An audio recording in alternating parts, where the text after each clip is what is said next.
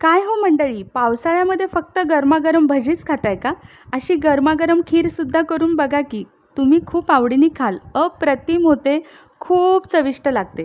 तर चला, आज आपण करतोय तांदळाची खीर. त्यासाठी मी 1 वाटी तांदूळ घेतलं. ते 2 ते 3 पाण्यामध्ये आपण धुवून घ्यायचे.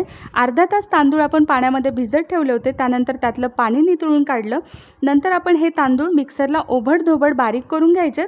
त्यानंतर मी कढईमध्ये तूप टाकून घेतलं, ड्रायफ्रूट्स टाकून घेतले, छान त्याला भाजून घेतलं आणि हे जे तांदूळ आपण मिक्सरला ओबडधोबड बारीक करून घेतले होते ते टाकून घ्यायचे.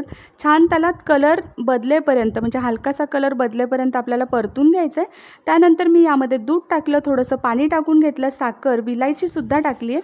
अर्धा तास ही खीर आपल्याला मंद आचेवरती शिजवून घ्यायची आहे. मस्त अशी खीर तयार झाली. कशी झाली नक्कीच सांगा. तुम्हीसुद्धा करून बघा, तुम्ही खूप आवडीने खाल. माझे व्हिडिओ आवडत असतील तर लाईक, कमेंट, शेअर करा आणि सबस्क्राईब करायला विसरू नका.